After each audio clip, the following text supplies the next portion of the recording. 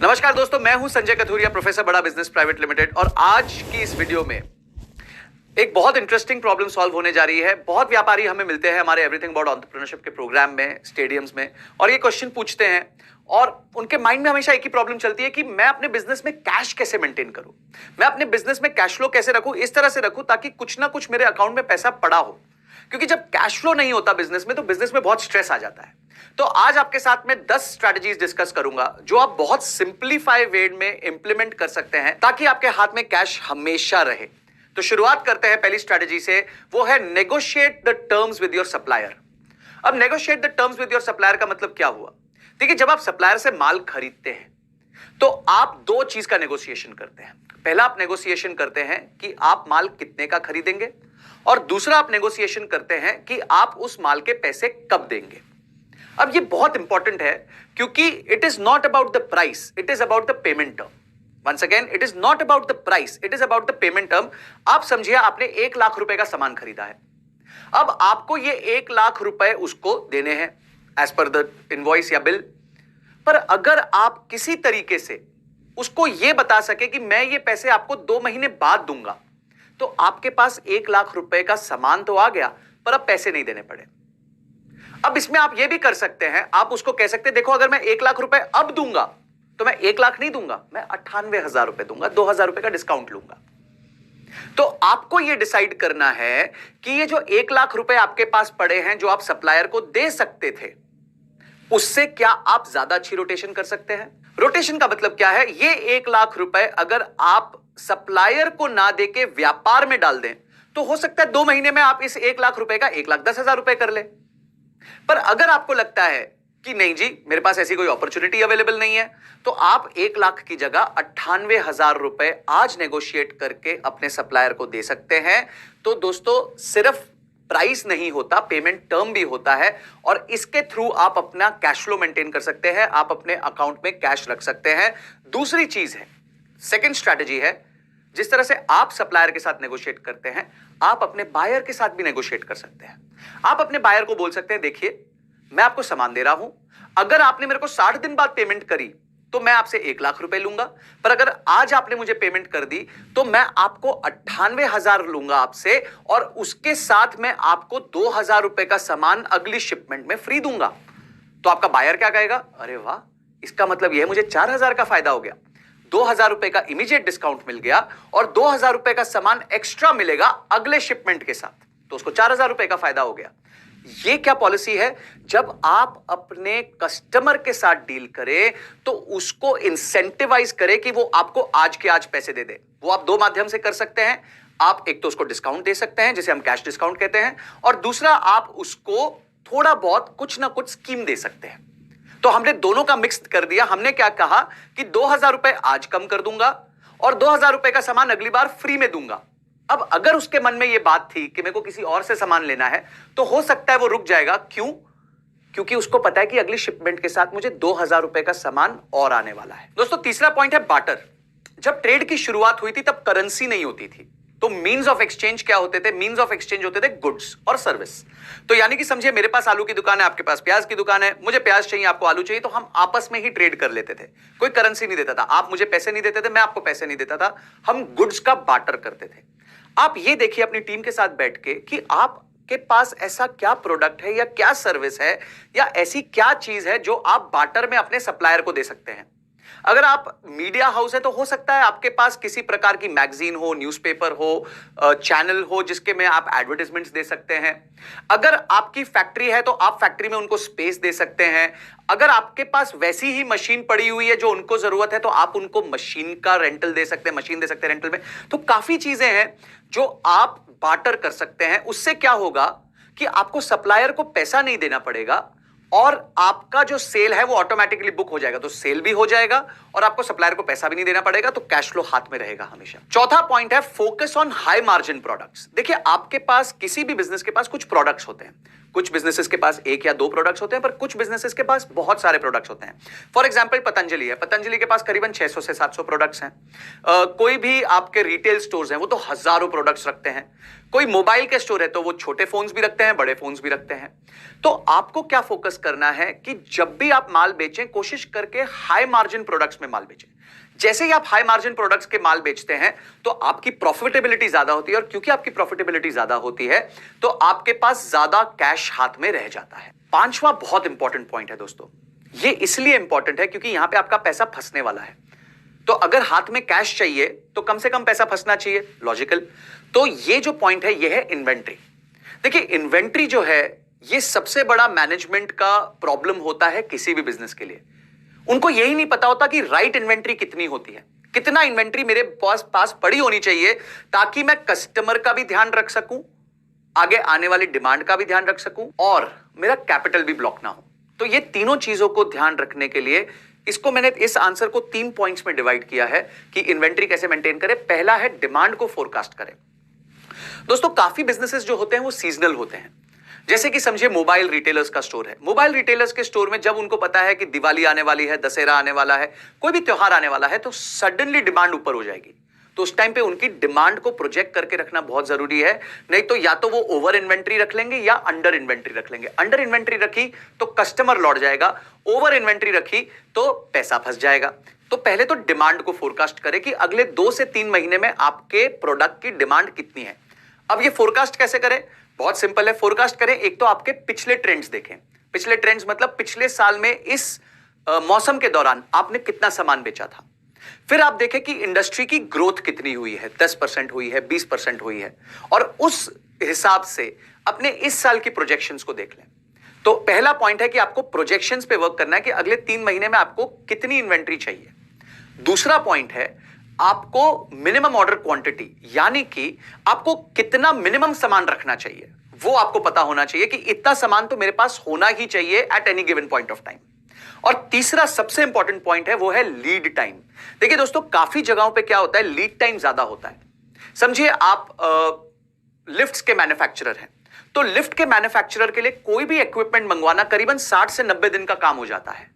तो उनको यह पता होना चाहिए कि अगले 2 से 3 महीने में वो कितनी लिफ्ट इंस्टॉल करने वाले हैं, उस हिसाब से उनके पास उतनी इन्वेंट्री होनी चाहिए। और जब उनकी इन्वेंट्री खत्म होने लगे तो उनको यह पता होना चाहिए कि जो भी हम सामान मंगाएंगे वो 60 से 90 दिन में आने वाला है। मेरा लीड टाइम 60 से 90 दिन का है, तो मुझे इस बात का ध्यान रखना है, तभी मैं इन्वेंट्री मंगवा सकता हूं। तो 3 फैक्टर्स क्या है? आपका डिमांड फोरकास्ट होना चाहिए, आपका मिनिमम ऑर्डर क्वांटिटी होनी चाहिए कि मैं कितना सामान हमेशा रखूंगा, और तीसरा पॉइंट है कि जो भी सामान आप बेच रहे हैं उसका लीड टाइम आपको हमेशा पता होना चाहिए कि इतने दिन लगेंगे सामान को मेरे वेयर हाउस में आने के लिए। छठा पॉइंट है फोकस ऑन क्रिएटिंग। जी सुनिएगा, focus on creating immediate cash deferred service model. अब ये क्या होता है? इमीडिएट कैश डेफर्ड सर्विस, यानी कि उदाहरण एक जिम में क्या होता है, जब आप जिम जाते हैं वो कहते हैं कि सर आप पूरे 12 महीने की मेंबरशिप लीजिए, आपको 15,000 रुपए में मिल जाएगी। पर अगर आप 1 महीने की मेंबरशिप लेंगे तो आपको 3,000 रुपए लगेंगे। तो आप सोचते हैं वाह यार ये तो बहुत अच्छी डील है, अगर मैं एक महीना करके दूंगा तो 36,000 रुपए देने पड़ेंगे, पर अभी के अभी पैसे दूंगा तो 15,000 देने पड़ेंगे। पर दोस्तों उन्होंने क्या किया, 15,000 आपसे अपफ्रंट ले लिया और अब सर्विस आपको वो 12 महीने में देंगे। इससे क्या हुआ, कैश तो हाथ में आ गया पर सर्विस अब धीरे धीरे हमको देनी है। आप अपने बिजनेस में कैसे इस मॉडल को इंप्लीमेंट कर सकते हैं, इसके बारे में अपनी टीम के साथ सोचिए कि कैश तो इमीडिएट आ जाए, सर्विस डेफर हो जाए। फॉर एग्जांपल मैं आपको बताता हूं, अगर आप कोई भी इक्विपमेंट बेचते हैं जिसकी सर्विसिंग होती है तो आप ये कह सकते हैं कि अगले 3 साल की एएमसी के लिए आज के आज आप 10,000 रुपए दे दीजिए, नहीं तो हर साल आपको 5,000 रुपए देने पड़ेंगे। तो आप अपना मॉडल डेवलप कीजिए जिससे कि आपका कैश तो आज हाथ में आ जाए पर आपका सर्विस डेफर्ड हो, सर्विस आराम से देनी हो। इससे आपको बहुत फायदा होगा, आपका कैश फ्लो हाथ में आ जाएगा और आपकी सर्विस आराम से आप डेफर कर सकते हैं। 7वां पॉइंट है कैसे आप अपने बिजनेस में सब्सक्रिप्शन ला सकते हैं। जी हां, आजकल आप देखते हैं जो ये कंटेंट चैनल्स हैं जैसे कि नेटफ्लिक्स है, Amazon प्राइम है, हॉटस्टार है, वायकॉम है, ये सब क्या कर रहे हैं, ये आपको कहते हैं कि आप महीने का हमें 200-300 रुपए दीजिए और जितना आपको टीवी देखना है आप देखिए। हम लोग हर बार नई सीरीज लेके आ रहे हैं, नई चीजें लेके आ रहे हैं, आपको क्या करना है जी, आपको 200 रुपए महीना देना है। इससे क्या हुआ, इससे उन्होंने बहुत सारे लोगों को साथ जोड़ के उनको सब्सक्राइब करवा दिया। अब सब्सक्राइब जब उन्होंने कराया है तो हर महीने की कोई एक तारीख को उनको उतने पैसे आ जाते हैं, तो उनका हाथ में हमेशा कैश फ्लो रहता है। अब आप अपने बिजनेस में देखिए कि आप सब्सक्रिप्शन मॉडल कैसे बना सकते हैं। जैसे कि आपने आउटलुक मैगजीन के बारे में सुना होगा। आउटलुक मैगजीन में क्या होता है, आप सब्सक्राइब करते हैं, आपको आ जाती है मैगजीन। इकोनॉमिस्ट मैगजीन है, ऐसी कई मैगजीन्स हैं जिनमें आप सब्सक्राइब करते हैं और आपके घर पे मैगजीन आ जाती है। आप सब्सक्राइब करते ही रहते हैं 12 महीने, 24 महीने, 36 महीने। अच्छा, उसमें भी स्मार्टली क्या करते हैं, उसमें आपको वो बोलेंगे अगर आप 12 महीने के लिए सब्सक्राइब करेंगे तो 400 रुपए महीना, 24 महीने के लिए करेंगे तो 350 रुपए महीना। आप बोलते हो वेरी गुड डील, मेरे को तो 24 महीना देखना है, तो आप 350 रुपए महीने के हिसाब से 24 महीने के लिए सब्सक्राइब कर देते हैं। आपको अपनी मार्केट में प्राइसिंग तय करनी होगी और कैसे आप सब्सक्रिप्शन मॉडल पे आ सकते हैं, कौन सी सर्विस आप सब्सक्रिप्शन मॉडल पे दे सकते हैं, इसके बारे में सोचना होगा अपनी टीम के साथ बैठ के। इस तरीके से आपके पास कैश फ्लो बरकरार रहेगा और आता रहेगा। 8वां पॉइंट है दोस्तों, know and manage your expenses. काफी जगहों पे क्या होता है, व्यापारी क्योंकि सिर्फ सेल्स पे फोकस कर रहे होते हैं तो वो अपने एक्सपेंसेस को नहीं देखते। ऑफिस का रेंट कितना जा रहा है, इलेक्ट्रिसिटी की कॉस्ट कितनी जा रही है, कन्वेंस कितना जा रहा है, एडमिनिस्ट्रेटिव कॉस्ट क्या जा रही हैं, मोबाइल का बिल कितना लग रहा है, इंटरनेट का बिल कितना लग रहा है, कहीं जितने लैपटॉप्स आए थे वो ठीक से पड़े हैं कि नहीं पड़े हैं, कोई कुछ चोरी तो नहीं हो रही, इन्वेंट्री जो ऑफिस की है वो ठीक से स्टॉक रजिस्टर मेंटेन हो रहा है कि नहीं। ये सब चीजों पर हम ध्यान नहीं दे पाते क्योंकि हमारा फोकस सिर्फ सेल्स पे लगा रहता है। तो मेरी आपसे एक रिक्वेस्ट होगी कि महीने में कुछ समय निकाल के, 2 से 3 घंटे निकाल के इसका जरूर रिव्यू कीजिए। इसका रिव्यू कीजिए कि कौन सा खर्चा किधर जा रहा है, कितने अपने एम्प्लॉइज हैं। इससे आपको पता चलेगा कहीं मैं बहुत ज्यादा तो खर्चा नहीं कर रहा, और कभी आपको यह भी पता चल सकता है कि शायद आप कम खर्चा कर रहे हो और एम्प्लॉइज की हैप्पीनेस के लिए और सिस्टम को चलाने के लिए आपको और खर्चा करना पड़े। तो आपको अपने एक्सपेंसेस के बारे में पता होना चाहिए। मैं ये नहीं कह रहा कि आपको एक्सपेंसेस काटने हैं या बढ़ाने हैं, वो डिसीजन आपको बाद में लेना है, पर आपके पास डेटा होना चाहिए कि आपके एक्सपेंसेस हो कितने रहे हैं। काफी लोगों को पता ही नहीं होता कि उनके एक्सपेंसेस कितने होते हैं और एंड ऑफ द ईयर उनको झटका लगता है, अरे मेरा तो बिल है इंटरनेट का 50,000 रुपए का, 50,000 का कैसे आ गया, जियो तो 300 रुपए में इंटरनेट देता है। तो इस तरह की लड़ाइयां अवॉइड करने के लिए, इस तरह के स्टेटमेंट्स अवॉइड करने के लिए know and manage your expenses. 9th point है दोस्तों, liquidate your non performing assets. देखिए क्या होता है, जब आप एक कंपनी चलाते हैं, आप एक ह्यूमन रिसोर्स को लेते हैं, तो अगर वो कंटिन्यूअसली नहीं परफॉर्म करता तो आप उनको छोड़ देते हैं। आप उनको कहते हैं कि देखिए आप नहीं परफॉर्म कर पा रहे तो हम आपके साथ काम नहीं कर सकते। इसी तरह आपके पास कोई शॉप पड़ी है, कोई लैंड पड़ा है, कोई बिल्डिंग पड़ी है, कुछ भी पड़ा हुआ है जो परफॉर्म नहीं कर रही है, यानी कि डेड एसेट पड़ा हुआ है, उस पर बेकार में खर्चा हो रहा है, चौकीदार का खर्चा है, प्रॉपर्टी टैक्स देना है, बिजली के मीटर का खर्चा देना है, ये सब छोटे मोटे खर्चे हो रहे हैं पर कोई काम नहीं आ रही बिल्डिंग। तो ऐसे बिल्डिंग्स को, ऐसी शॉप्स को, ऐसे असेट्स को जो परफॉर्म नहीं कर रहे हैं उनको बेच दीजिए। उससे भी आपको जो कैश फ्लो आएगा वो आपके बिजनेस में हमेशा कैश मेंटेन करके रखेगा। और 10th एंड फाइनल पॉइंट है टैक्स प्लानिंग। दोस्तों देखिए, मैं टैक्स इवेजन की बात नहीं कर रहा हूं, मैं टैक्स प्लानिंग की बात कर रहा हूं। कुछ लोग ये सोच सकते हैं कि हम ये प्रमोट कर रहे हैं कि आपको टैक्स इवेजन करना चाहिए। हम बिल्कुल नहीं कह रहे आपको टैक्स इवेजन करना है, आपको प्योरली टैक्स प्लानिंग कर रही है as per the rules guidelines of our country. आपको यह देखना है कि कहां कहां आप सबसे ज्यादा अपने टैक्स को बचा सकते हैं या ऑप्टिमाइज कर सकते हैं। इसके लिए आप अपने चार्टर्ड अकाउंटेंट के साथ बैठिए, अपनी P&L देखिए, अपने बैलेंस शीट देखिए कि कैसे आप अपने प्रोडक्ट के अकाउंटिंग ट्रीटमेंट को ठीक कर सकते हैं या एडजस्ट कर सकते हैं जिससे कि आपका टैक्स का आउटगो कम हो जाए। क्योंकि दोस्तों टैक्स का आउटगो अगर आज नहीं हुआ और कल हुआ तो उतने आपके ब्याज की बचत है। फॉर एग्जाम्पल, अगर आज आपका टैक्स 100 रुपया है पर आपने उसको मैनेज करके 50 रुपए कर दिया और 50 रुपए बचा हुआ अगले साल कर दिया, तो यानी कि आपका 50 रुपए पे जो भी कॉस्ट ऑफ कैपिटल है, यानी कि अगर समझिए 50 रुपए आपको 10% ब्याज देना है, तो आपका 5 रुपए की बचत होती है और जो आपका 50 रुपया है वो डेफर हो जाता है अगले साल देते हो आप। तो डबल फायदा होगा आपको। आपका फायदा क्या है, एक तो आज आपका कैश फ्लो बचेगा और दूसरी बात आपका इंटरेस्ट कॉस्ट बचेगा, क्योंकि फिर वो पैसा जो है आप एफडी में लगा सकते हो, आप नए बिजनेस वेंचर्स में लगा सकते हो, आप उसको इन्वेस्ट कर सकते हो। तो आप टैक्स प्लानिंग कीजिए, टैक्स इवेजन मत कीजिएगा, क्योंकि अगर आप टैक्स इवेजन करेंगे तो आपका पूरा बिजनेस खत्म हो सकता है। तो ये दोस्तों 10 पॉइंट्स थे जिसके बारे में मैंने आपको बताया कि आप अपने बिजनेस में इन 10 पॉइंट्स को लगा के कैश कैसे मेंटेन कर सकते हैं। अब जल्दी से एक ही काम करना है, वो ये करना है कि अपनी टीम के साथ बैठना है और एक एक पॉइंट पे अपने आप को इवैल्यूएट करना है, अपने बिजनेस को इवैल्यूएट करना है कि कहां कौन सी टेक्निक हम लगा सकते हैं कि कैश हमारा सबसे ज्यादा बचा रहे।